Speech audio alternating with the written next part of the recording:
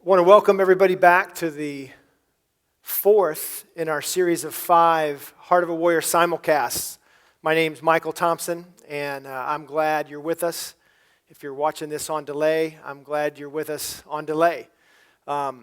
It's good to be together. It's good to be talking about some things that are important tonight.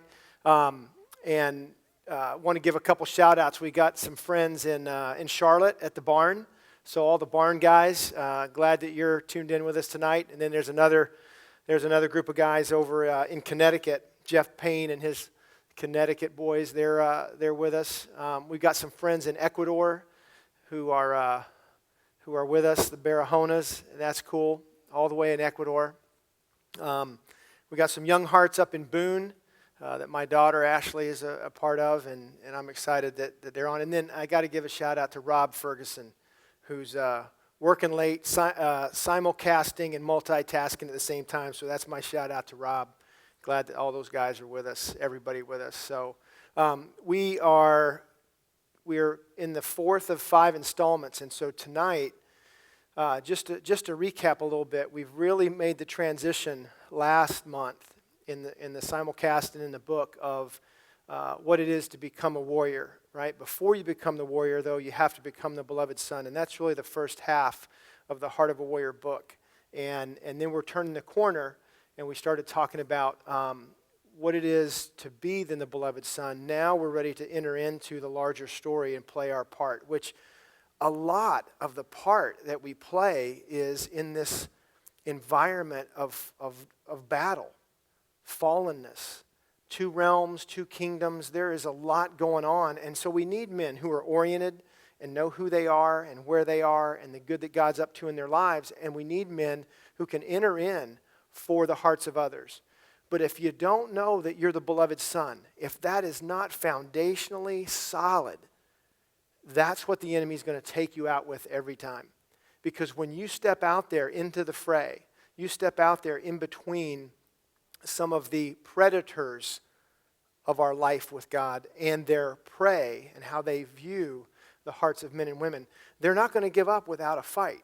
So we got to talk a little bit about that this evening as we explore together these next couple chapters about training, basic training, advanced training, and then there are some very important warnings and promises that a warrior needs to know and a warrior needs to constantly be reminded of, because this is the environment that he lives in, and he's made to step into this. So let me pray, and then we're gonna keep moving into our conversation tonight. So Father, thank you for tonight. Thank you for the opportunity to partner with Journey Church and their incredible equipment and the privilege that they've given us to share this message about being a beloved son, as well as entering into the battle as a warrior, as a man who knows how to fight, who knows what the battle's over, who can intercede and step in and wield an authority that you've given him, Jesus.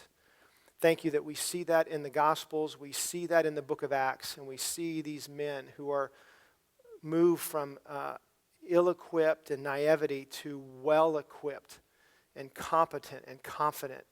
Jesus, we want to be those men engaged with you in what you want to entrust us with, what you want to give us in terms of the privileges and responsibilities that we have as your men on our home fronts, with our families as husbands, as fathers, as well as in friendship with other men.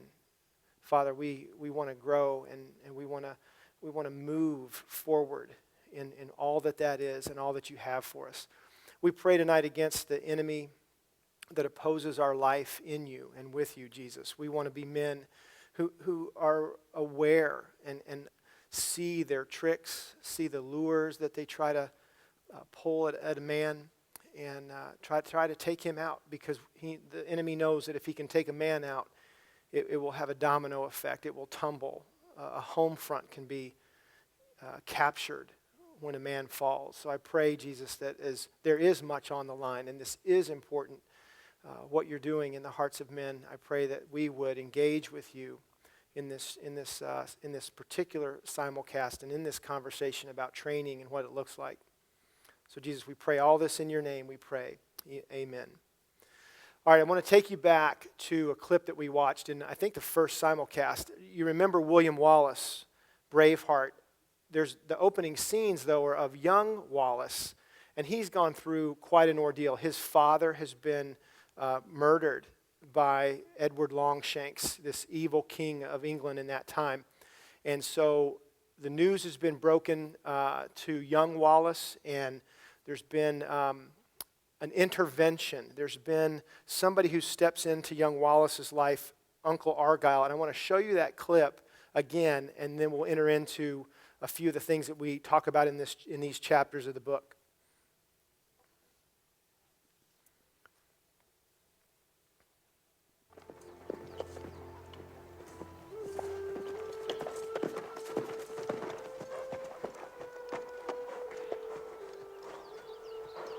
William, I'm your uncle, Argyle.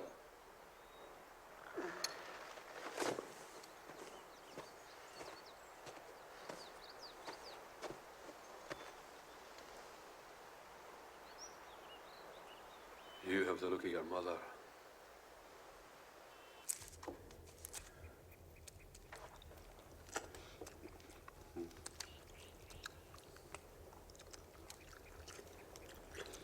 We'll stay here tonight. Tomorrow, you'll come home with me. I don't want to leave. You didn't want your father to die either, did you? But it happened. Did the priest give a poetic benediction? The Lord bless thee and keep thee. It was in Latin. You don't speak Latin? Well, that's something we shall have to remedy, isn't it? The Lord bless thee and keep thee. The Lord cause his light to shine on thee. The Lord lift up his countenance upon thee and give thee peace.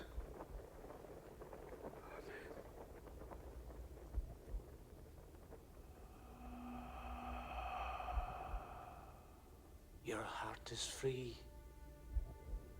Have the courage to follow it.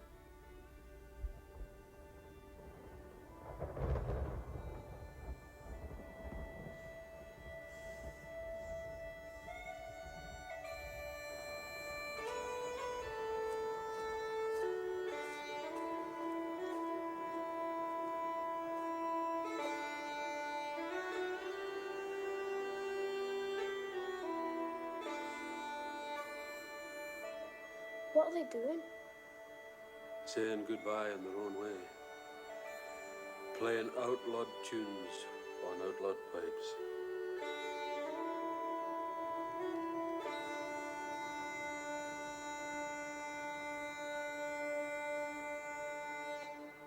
It was the same for me and your daddy when our father was killed.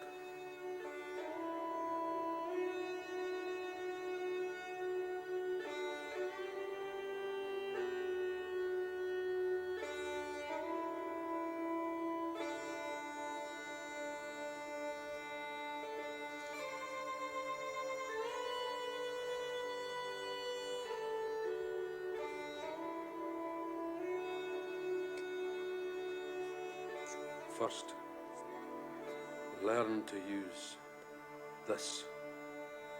Then I'll teach you to use this.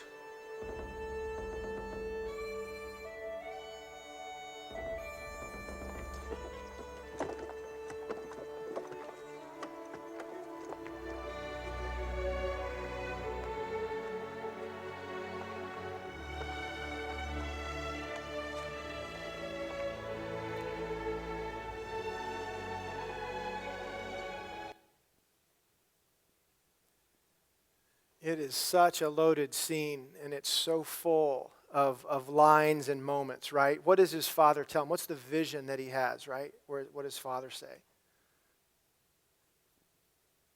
Your heart is free. Have the courage to follow it. And then he steps into this scene with his uncle, and he doesn't want to go, but he needs to go. And his uncle says to him about the benediction. And was there a proper benediction? I don't know. It was in Latin. And I love what his uncle says. We're going to have to remedy that. I mean, that's what so much training is about. It's remedying, giving remedy to things that we don't know how to do or aren't able to do, and equipping us, empowering us. So our hearts are free. Our hearts now are free, and we're being invited to follow it. We just haven't known how to do that, so we need to learn how to do that. The last scene when young Wallace is he, of course, a boy is going to look at that big sword, and he's going to say, I want that. And what does his uncle tell him? Before you use this, I'll have to teach you to use this. And this is understanding, what a warrior is about. It's not just the brute strength and the blue paint and swinging the sword. It's understanding why to fight, how to fight, and all the things that come into this spiritual battle that we find ourselves in. So there's an art to it. There's a practice that we have to learn. I look back at my life, and there's a couple stories that are real easy. One was basketball. I learned, like a lot of boys, I was playing different sports as a little guy, and then I got more specialized as I got older, junior high and high school, and I really began to practice. I mean, I'd have to be called in for dinner. I'd go to the local YMCA and play with other boys. When I got older, sometimes I could get in and play in the games with the men. And so this was a part of the practice, the learning how. I'd practice moves in the driveway. I'd shoot different shots, a lot of dribbling drills. I mean, basketball was a big part of it. So, and because of that practice, I found myself getting more and more opportunities to play at next levels. All the way through high school, college, and even after college. Okay, so that was one area that was athletics. We see that. Now here's another one. So I was, when I was, probably 8, feels like 8, I, like a lot of boys, got piano lessons. My parents wanted that for me, my brother, so we would get taken to the piano instructor, right? And she was giving us lessons, and I was okay at it, but I didn't love it. I think what I was trying to practice and play, I was wishing I was out playing basketball, shooting, practicing that. But I stepped away from piano after a couple years, and guess what happened? I lost it. I mean, the things that I had learned, the tunes that I had learned, I could kind of do a few scales and kind of knew where middle C was still, but that was about it. So I'm 35, and I've gone back to school, and I'm in graduate school in this counseling degree, and there's some electives that I find out that I haven't utilized or used up, so I get to take a few elective courses. So I step into beginner's piano at 35, 38 years old.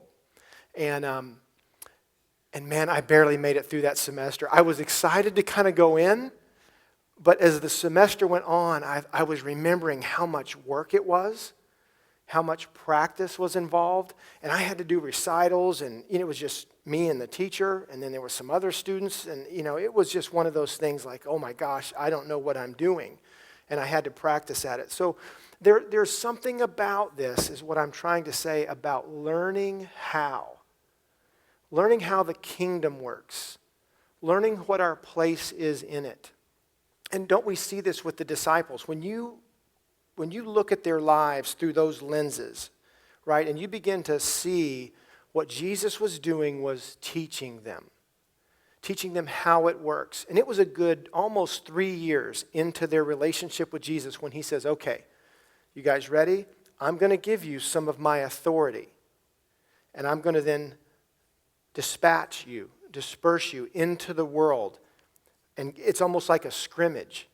Now, they had heard and watched and seen Jesus do a lot of things. He was the master.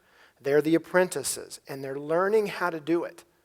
So when he then releases them to go and heal and deliver, this is very important for them to have that under his tutelage, under his teaching.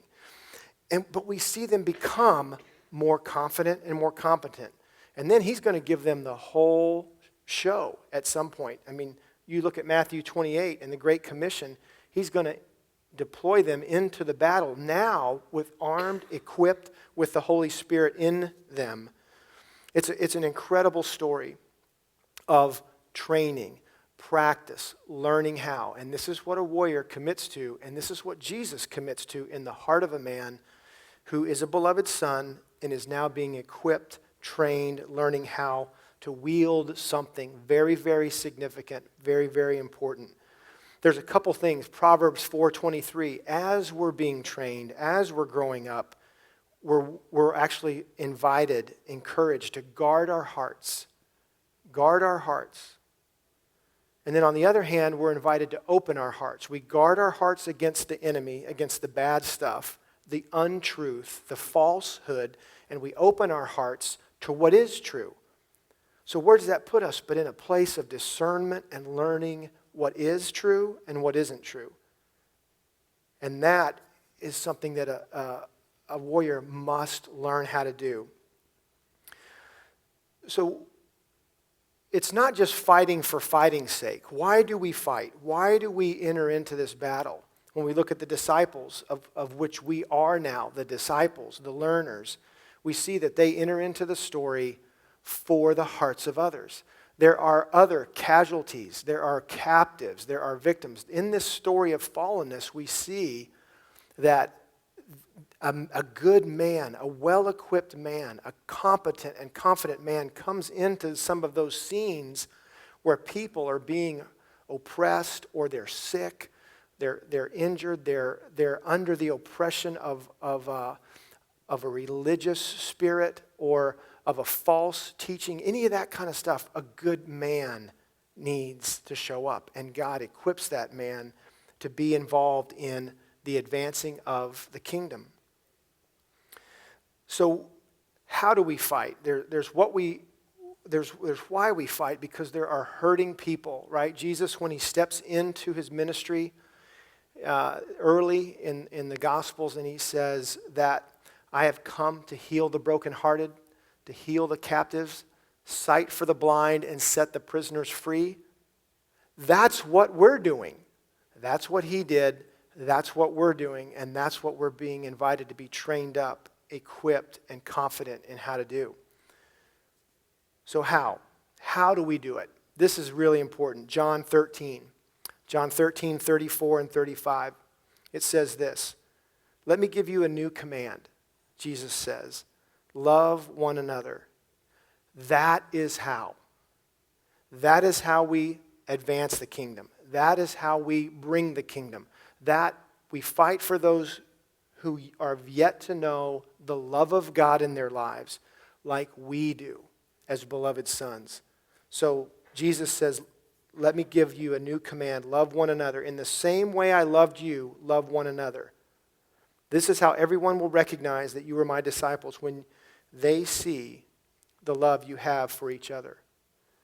And I really believe that when John wrote that down, when he brought that together in that phrase that Jesus says, in the same way I've loved you, each one of those disciples had experiences and encounters with Jesus.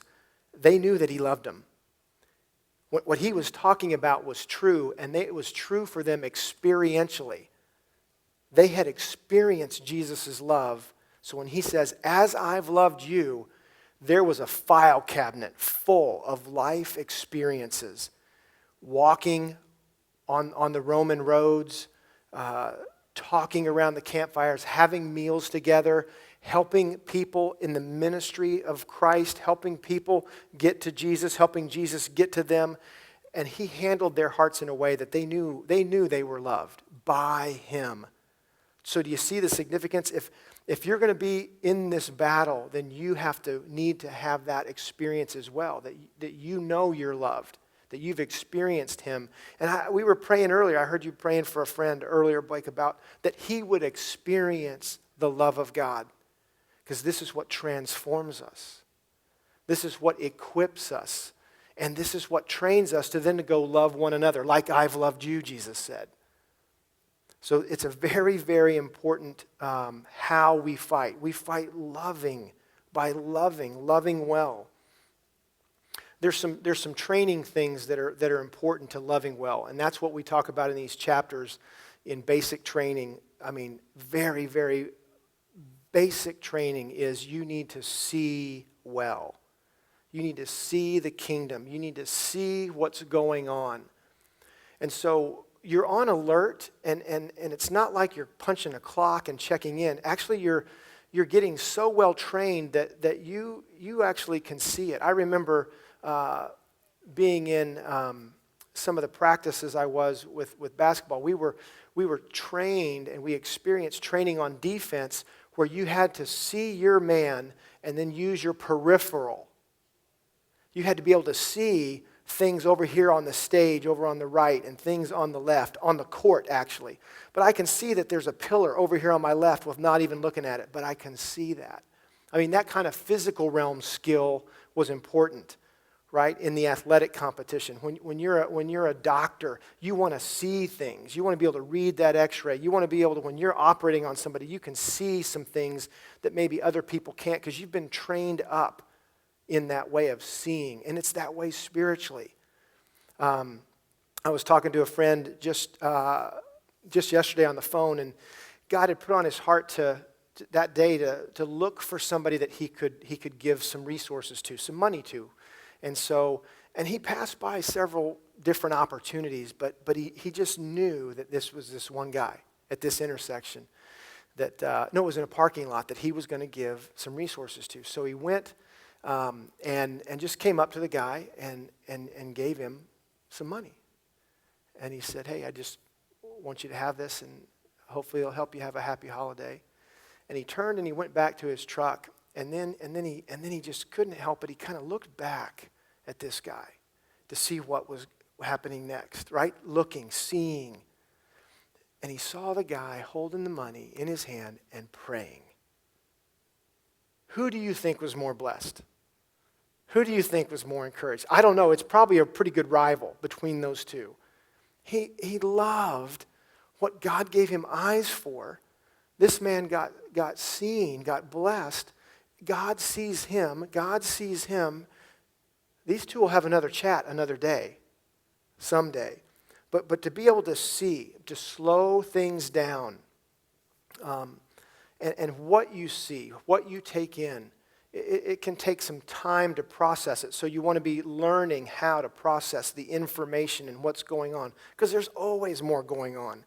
So seeing is one part of that, and it goes hand in hand with listening, right? Jesus, when he taught in the Gospels, it was for those who have eyes to see and ears to hear, right? And he was talking to pretty large audiences.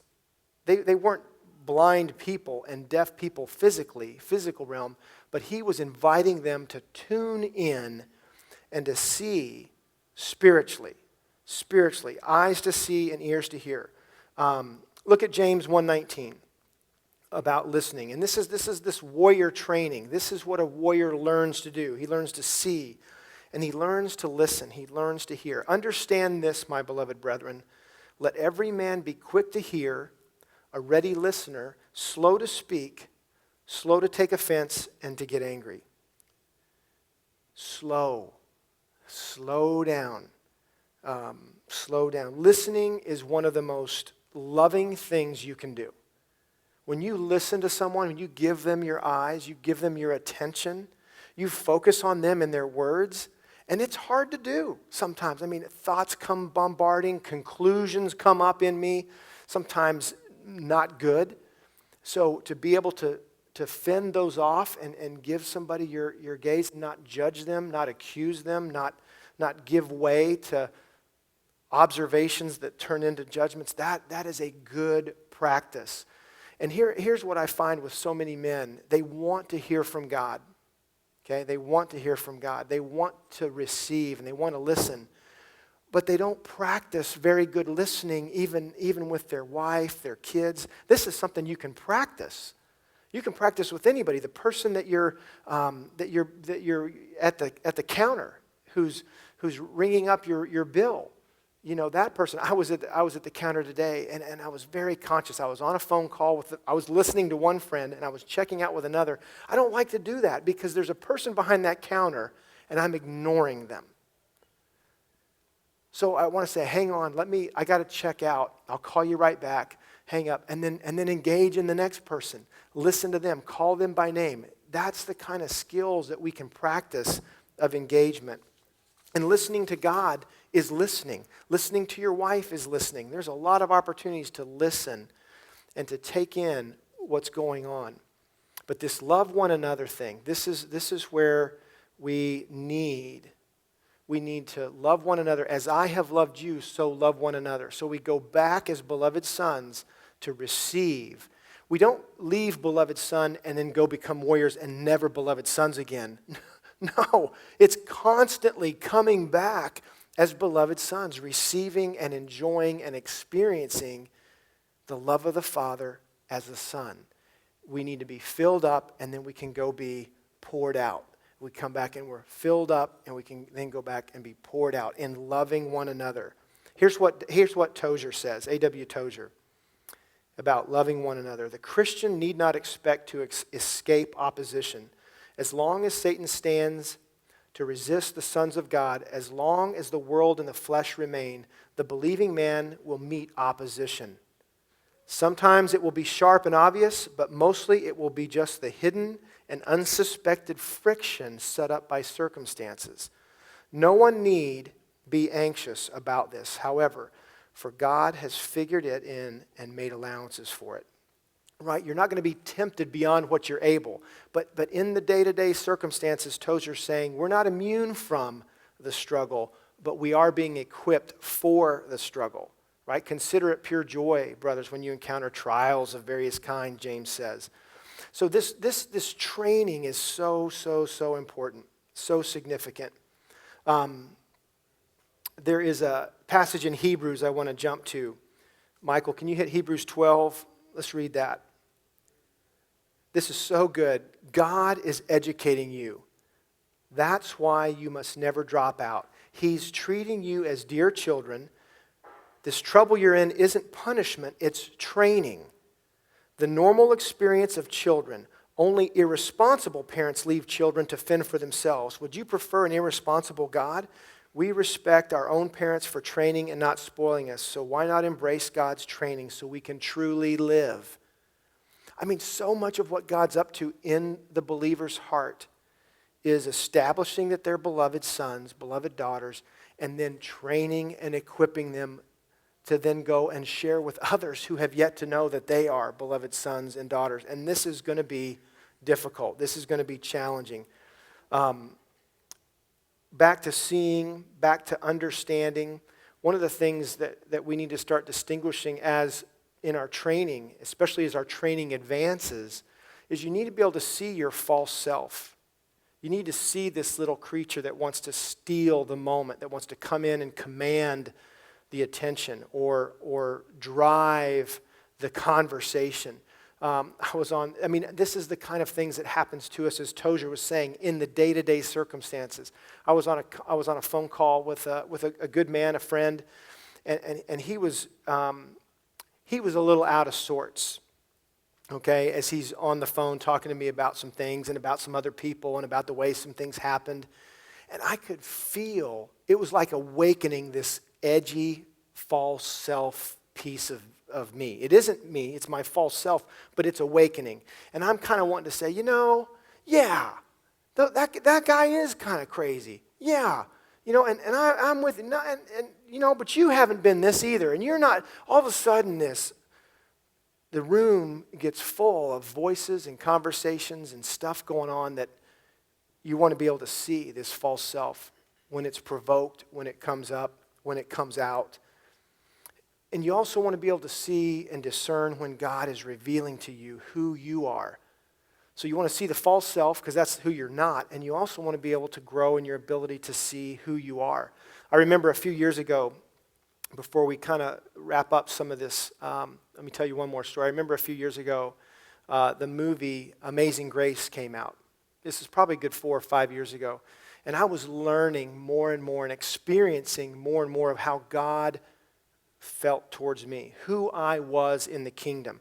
Who does he say that I am, right? Jesus asked that question, who do you say that I am? That's a great question for us as sons to our Father. Father, who am I? Who am I now? Who do you say that I am, Jesus? Who am I? And so I'm at this theater watching this film about William Wilberforce, right? And it is capturing me. I am loving this story. It's about the abolishing of slavery in England. And it's a political story, but it's a very personal story. And as the story unfolds, and the Amazing Grace song that was written in that time and in those relationships, when the film ends and the bill has passed to abolish slavery, I'm just undone.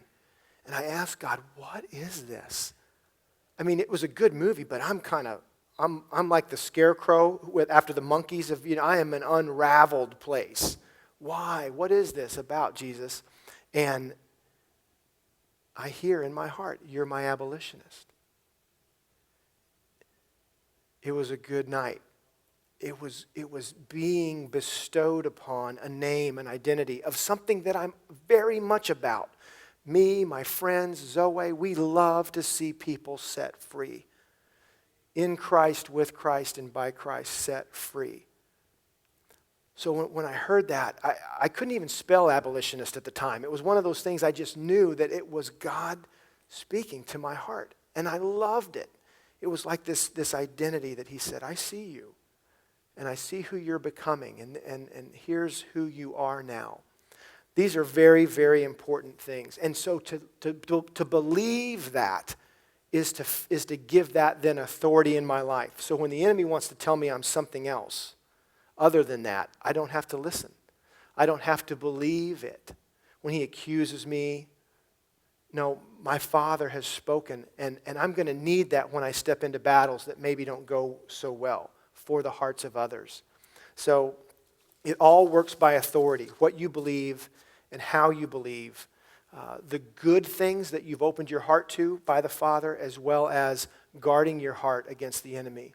So these are just a part of the training modules and the training experiences that we're going to encounter as beloved sons that are entering in now into the larger story as warriors fighting for the hearts of others. So let me bring Blake up and we can have some conversations with some of the simulcast and some of the other things that maybe I didn't get to cover in this.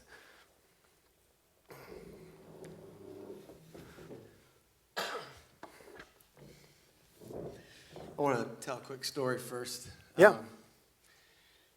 You spend a lot of time in these chapters talking about hearing from God and listening. I remember this a few years back, I don't know if I ever told you this story, but in prayer, the Lord told me he wanted me to give a couple $1,000s to a friend of ours.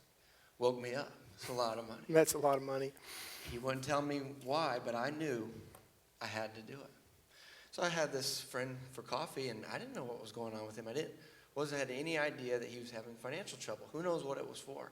All I knew is I had instructions to do it, but God had told me. So we have coffee, and at the end I said, man, I hope things are well, and I need to give you this. Well, little did I know, a couple days later, he calls me after he regrouped. He was 2 days away from getting his car repossessed. And that check that God had me give him was just in time for him to save his vehicle. And I think about those moments that I've heard God and the power that it has and we can have for him in the lives of others and the lives of the kingdom. When we have that ear to hear his voice and he has our attention to speak into our lives. Yeah, and for me, Blake, it's never been a hurried thing. It's usually not God saying, okay, I need you to do this right now, hurry. There's kind of a prompting, a nudging, and he kind of moves me towards something. And sometimes even the whole thing comes in installments. It doesn't all come in one download. But it doesn't seem like God did not fit in the box of it's going to happen like this every time, but it's going to be a lot larger than maybe we would have known. And then to be entrusted with that and follow through like you did, that's a tough one. And yet if you know, then you know. if you know what he's asking you to do and you step into that, I think that's so critical to then, okay, I've entrusted, you've been faithful with little. We're gonna increase. We're gonna do some other things, and that's important in the training and the growing up. Yeah, throughout basic training, I feel like you really do a great job of putting the emphasis on this hearing. And I just want to quote you in here. You said, the question then is, can you discern? Do you pay attention to your thoughts? And what voice has the microphone? Do you know the voice of God? And we should. Yeah. It should be standard, right? But you still are going to learn that, but it should be the standard practice for the beloved sons, for those who are going to step into moments where,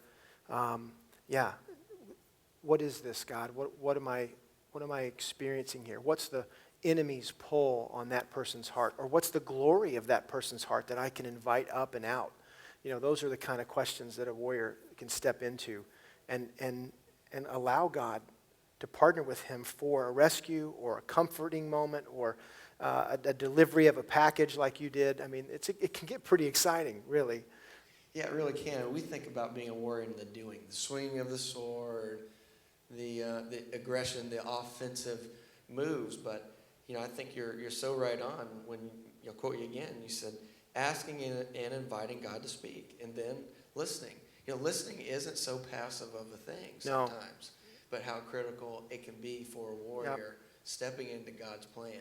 Yeah, it's a great point. It's not passive at all. I mean, if you're passive about it, you'll be subject to kind of whatever's coming, coming and going, and it can be pretty crowded, the different voices. If you got a false self, if you got an enemy, you got your true self, and you got the Spirit. All of a sudden there's a lot of possibilities that a man needs to learn how to sort through and discern that. And there's a lot more to it than just the headline that we're talking about. There really is a practice and a learning how.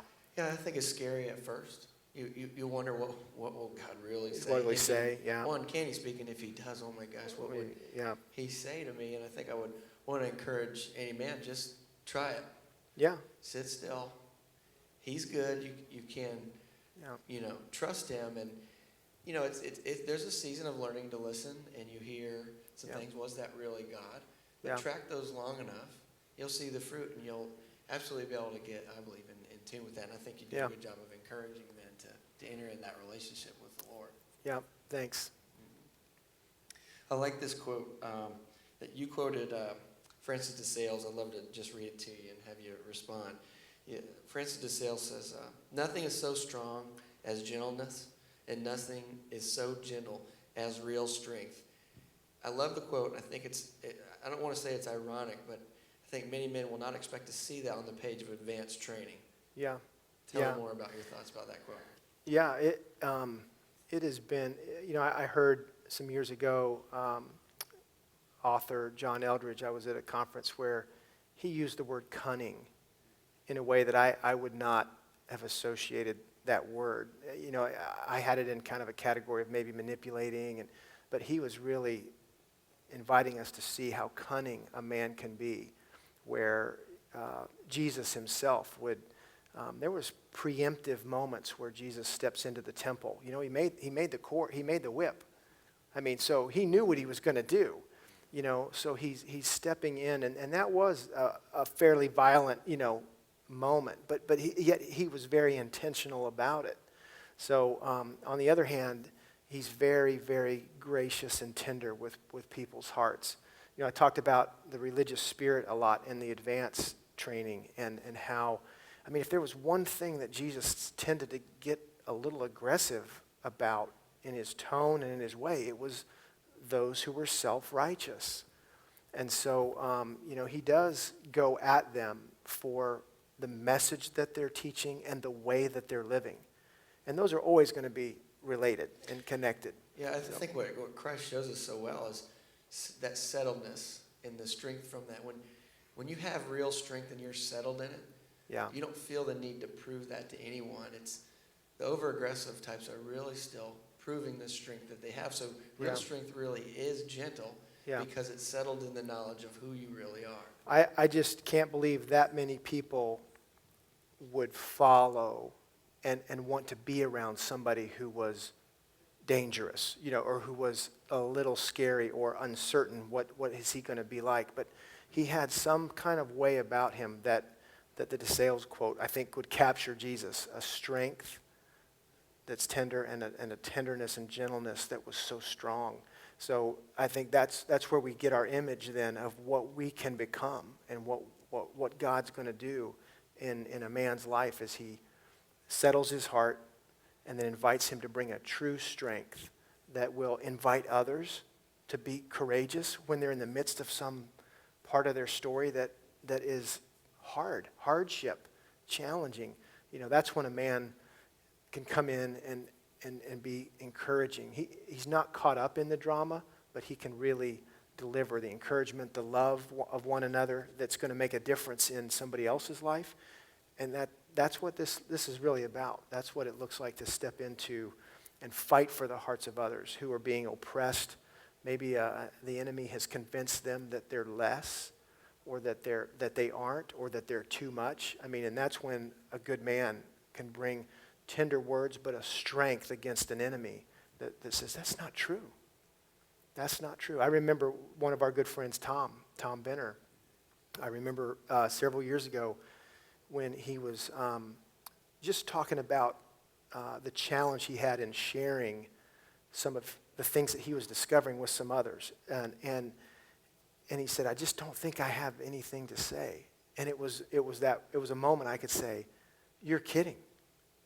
Do you realize what you've shared with me over lunches and coffees? And there are a lot of men who need to hear what you have to say. And it's not true that you don't have anything to say. That's how subtle some of these things can be. The agreement that had authority in his life was, I don't have anything to say. So to encourage him and say, that's just not true. You do. And I think there's a lot of people waiting and would love to have you share what you've discovered, what God's doing in your life, just like we were having coffee, just like you did. So it was a point in his life where I saw him take a deep breath and say, okay, and him enter into some of those moments where he could share and encourage with others. And he's been doing it for years now. Yeah, you talk about that. Hopefully we can continue on that a little later in advanced training about the importance of friends. Yeah. And doing it in pairs and not going alone. There's, you've always encouraged me and other men to know who you are, where you are, the good that God is up to in your life. But there's such a value when you have a friend in your life who can say, I know who you are. Yeah. I know where you are, and I know the good that God is up to in your life. Why is that important on the journey? You impact one story, but... Yeah. It's so good to have another oriented friend, to have another beloved son in your story, because there's just times when the drama of my life and family and finances and things can get pretty thick, and you can fall into this place of it's busy, it's heavy, and you just need somebody who's not in that while you are to say, hey, I'm with you. It's not as bad as you think, or tell me what you're feeling. Ask some good questions and help you discern when you can't, because you're just kind of trying to get to the surface and breathe, to have somebody lift you up, right? That's what Ecclesiastes says, when one falls down, how blessed is he who has a friend who can help him up. And that's what having a friend can really mean, and journeying together, knowing one another's stories, and being able to enter into that. That's a huge, huge benefit for a man to have a good friend. Yeah, and to know when it's time to make that call. Yeah. So often we're training, we think we're training for the day we don't need anyone. That's not true at all. No. We're training to know when we need to make that call. Yeah. You shared your green gas story with Tom, another call you made, and I had my own I thought about when I was reading.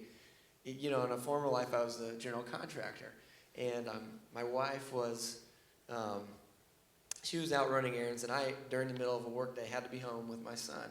Well, I get a call from a subcontractor who is having a bad day, and he's starting to make some crazy threats.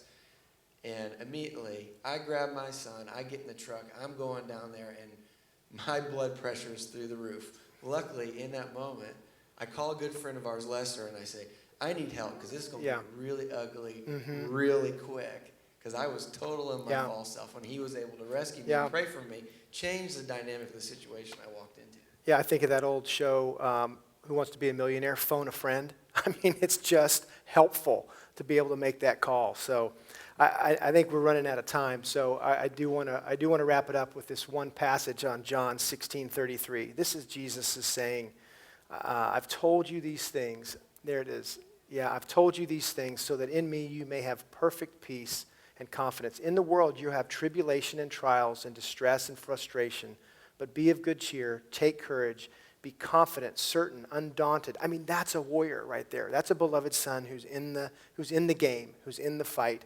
For I have overcome the world. I have deprived it of power to harm you and have conquered it for you. So we need to know that experientially and live in that and lean into that as Jesus has. He's done the heavy lifting, but we have an important role to play in this story. So thanks for being with us on the Simulcast. Thanks for hanging with us a few minutes over. We'll be back December 16th for the final Simulcast, the last couple chapters of the book. My wife, Robin, will be with us, and she'll be sharing a little bit from that chapter on loving a woman, and I think it'll be good. Thanks for joining us, and we'll see you next time.